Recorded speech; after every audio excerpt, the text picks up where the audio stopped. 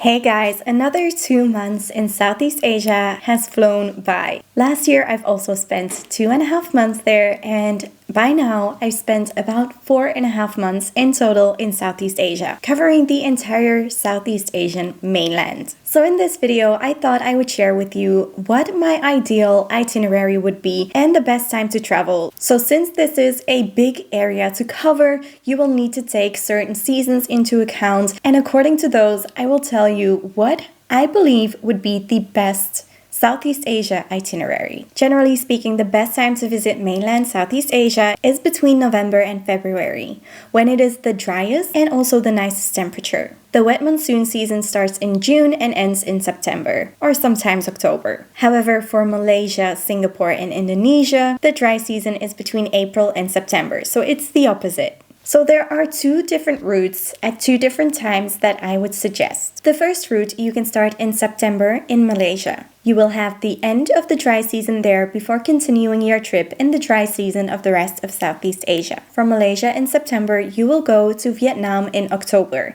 This is definitely the best time of the year to visit Vietnam. That being followed by Laos and Cambodia in November, maybe even ending in the north of Thailand for the Lantern Festival before continuing your trip to the south of Thailand during December, which is when the rainy season will be over on the islands. Especially the Gulf of Thailand will only be dry in December. You can already go to the Andaman coast in November, but I would recommend you to go to the south of Thailand in December. So that is the first option. The second option is the following. You start in January and February, traveling through Thailand, Laos, and Cambodia. Next up, March is also another best month to visit Vietnam. And then by April, you can head to Malaysia for the start of the dry season there. So January, February, March, April.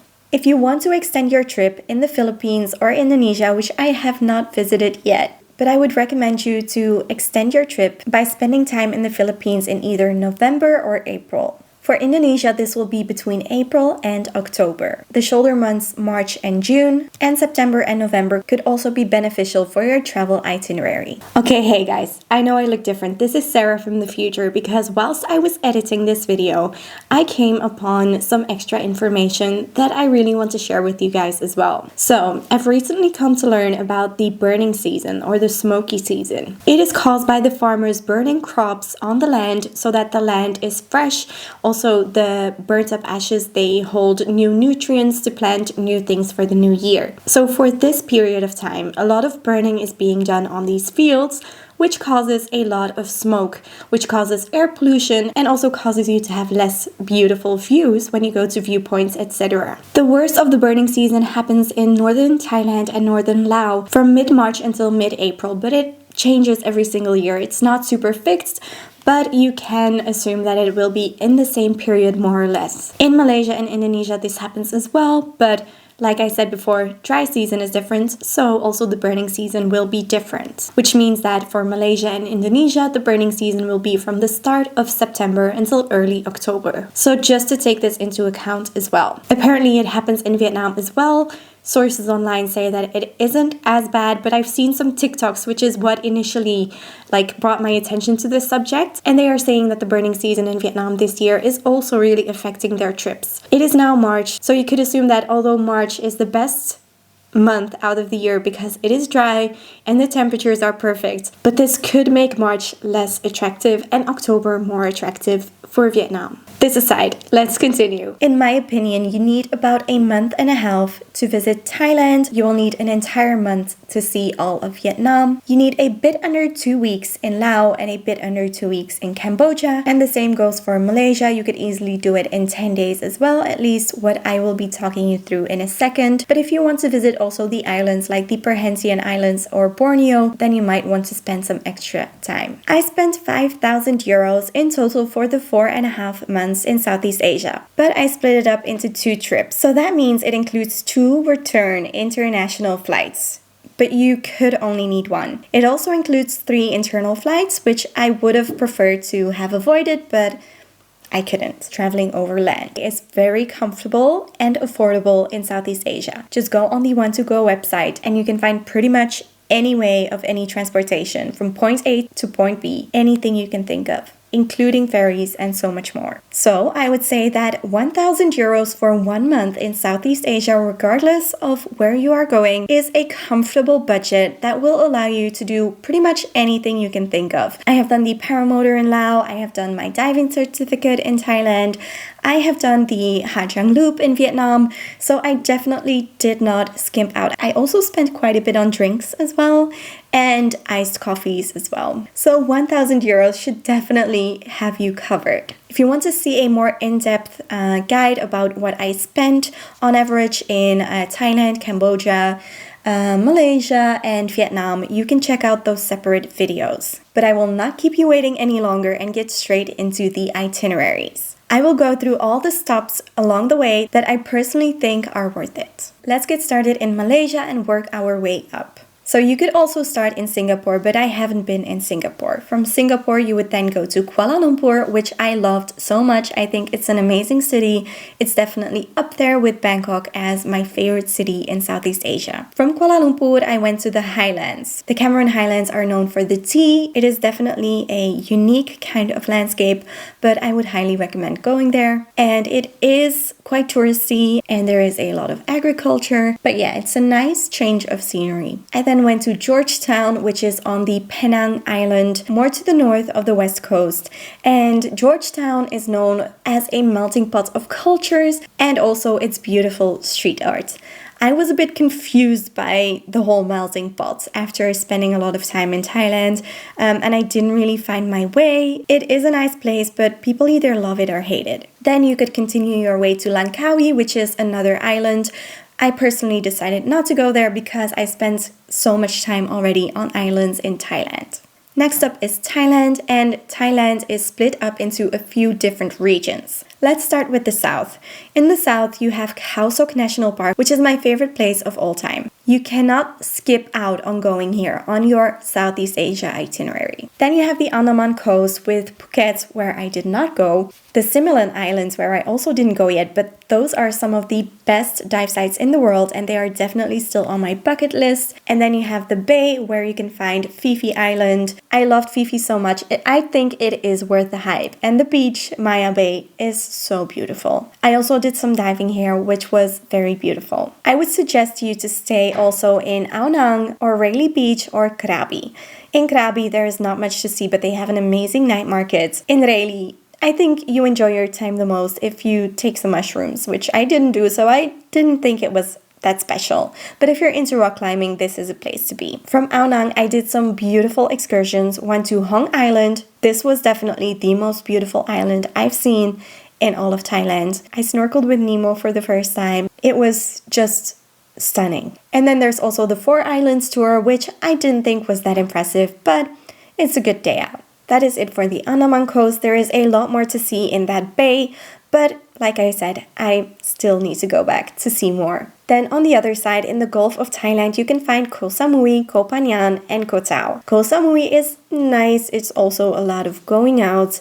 There are some waterfalls, but you really need to be able to rent a scooter and scoot around. Koh Pangan is known for the full moon party, which I would not recommend. I was there just at the right time, but I would never go back. It's too busy. It's polluting. It's just everything tourism should not be. I did, however, go to Ang Thong National Park from Koh Pangan, and that was absolutely beautiful. It is on the expensive side, but it was 100% worth it. Then my favorite island so far is Koh Tao. I did my diving certificate there, and it is such a cozy, small, affordable island, and a lot of people tend to stay there for way longer than anticipated. Another island there in the bay is Koh Chang. Koh Chang I visited very recently and I loved it as well. It is a much bigger island, lesser known, but has a lot to offer as well. The snorkeling trip I did from there was just unreal. And then obviously we have the capital of Thailand, which is Bangkok. I've made a separate guide all about Bangkok, so definitely check it out if you want to know what to get up to there.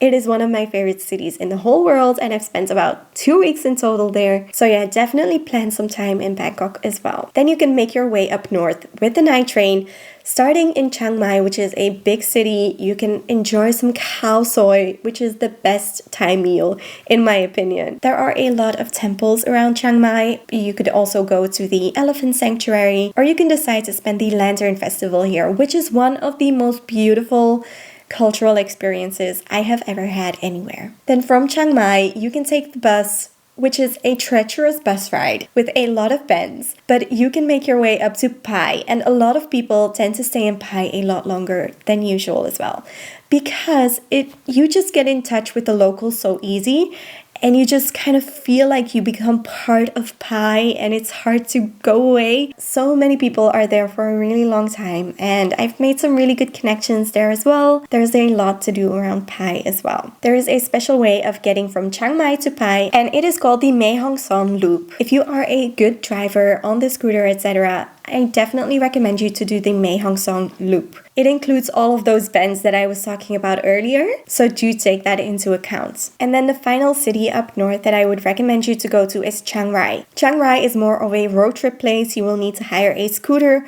or even a car, which I did both and I loved it so much, but you will need the right people to go along with you. And that will make it just perfect. You can go to the Golden Triangle, which is where Thailand meets Laos and Myanmar. You can go to the famous cave where those 13 soccer boys were stranded and had to be rescued. You can go to the different temples and so much more. I love Chiang Rai so much, and definitely go to Get High Hostel, which is the best hostel in Thailand. First is the best hostel owner ever. Then from Chiang Rai, I made my way to Laos. You can see exactly how to get from Thailand to Laos in this special video that I made. You will go to Huay Xai. This is a place just on the border of Laos and Thailand. From here, you can do the gibbon experience, which is these tree houses up in the forest with the gibbon monkeys around it, and it looks like an incredible experience because you go from one tree house to the other with zip lines. It looks so cool, but it is a bit on the expensive side. So if you have the budget for it, then definitely check it out. But if you decide to make your way into Laos, you can take the 2-day slow boat from Huay Xai, stopping in Phak Beng for the night and then ending in Luang Prabang. Luang Prabang is not just the place from where you can visit some of the most beautiful waterfalls in Southeast Asia. No.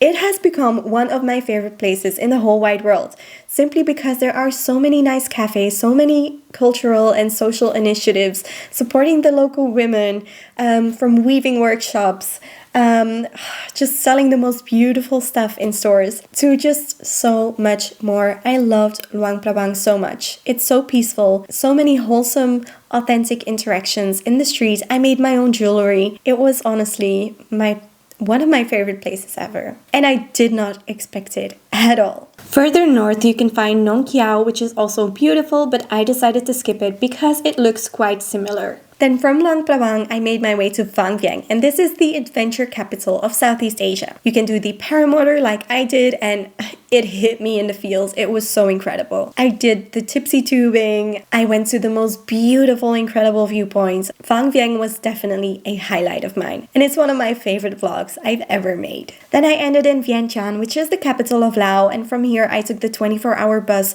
to Hanoi in Vietnam. But yeah, I just wasn't really feeling Vientiane. You do not need to spend much time there unless, like me, you screw up your visa application for Vietnam. When I was in Laos, I did not go to the south of Laos, but I wish I had. A lot of my friends or people I met along the way continued their trip to Pakse, and it looked absolutely unreal. Here you can do another loop on scooter or motorcycle, and it takes you to just the most amazing places. Here are some pictures to give you an idea. So if you could add this into your itinerary, I highly recommend it. Then for Vietnam, I will not get into it too much because I have made a completely separate guide for Vietnam, so definitely check out that video if you want to learn more about spending a whole month in Vietnam. And then Cambodia, finally, was also another one of my favorite countries. It's hard to choose, guys. A lot of people say it's Vietnam, but I can definitely say for sure it's not Vietnam and it's not Malaysia. It's something in between. When I visited Cambodia, I came from Bangkok to Siem Riep. In Siem Riep, you can visit Angkor Wat, which is the biggest temple complex in the whole entire world. It was so special for me to visit it. It is known from many movies, etc., but it really is just so beautiful.